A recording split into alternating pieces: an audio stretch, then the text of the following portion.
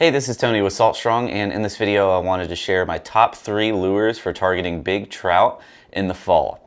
Now I'm going to go through each and talk about, under what conditions each one will work best in, and also how to rig up some of these soft plastics. My favorite ways to rig them up, also based on the conditions. So first, let's go ahead and talk about our Topwater.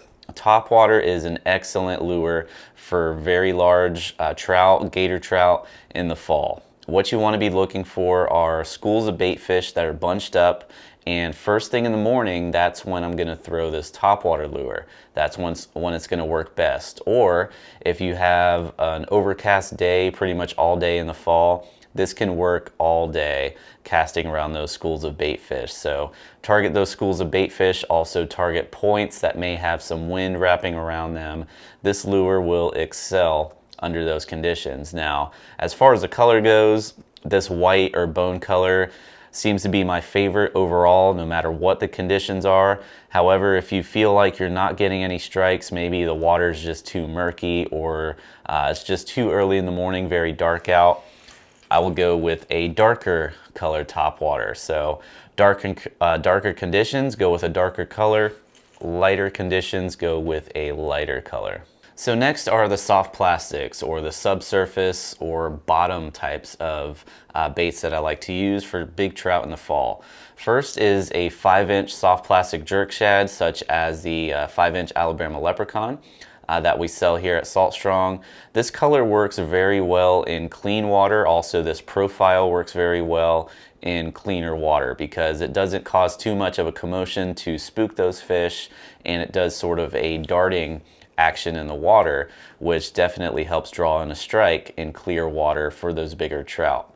Now, as far as how I like to rig these up, I will either rig them up on a weighted twist lock hook, anything from about 1/16 ounce to an 1/8 ounce, and a 3/0 to a 4/0 hook works really well for either of these baits I have here.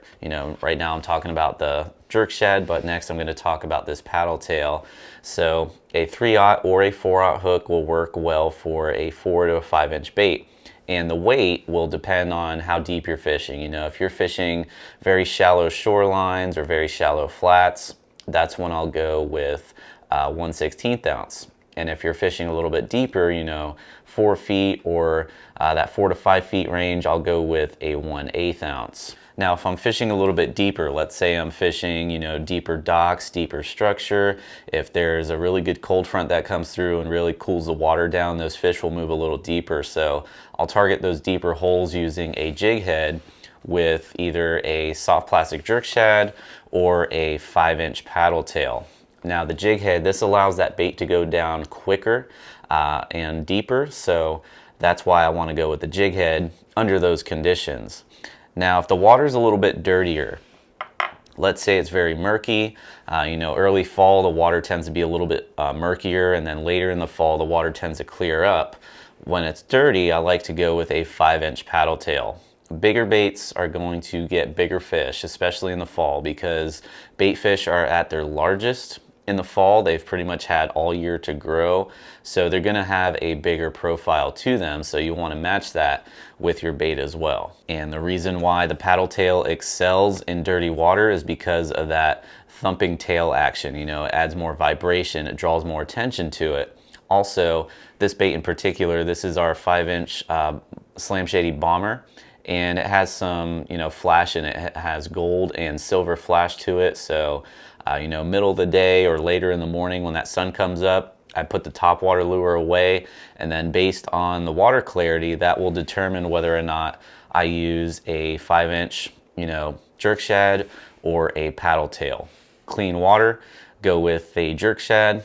Dirty water, go with a paddle tail. And again, the paddle tail will rig up nicely on either a 3 or a 4/0 twist lock hook if you're fishing a little shallower, and then if you're going deeper, I would go with a jig head. So hopefully this will help you out if you're trying to narrow down, what lures you want to have rigged up if you're targeting bigger trout in the fall. Again, the topwater, I would go with a Super Spook Junior, a walk the dog sort of topwater lure first thing in the morning. Then once that sun comes up, depending on the water clarity, if the water is pretty clean, again, go with a more finesse type of stick bait, such as a soft plastic jerk shad. And then if the water's dirty and you're fishing, around docks, structure, that's when I would go with a paddle tail. Now, we do sell all these items on our shop page. You can check it out at fishstrong.com.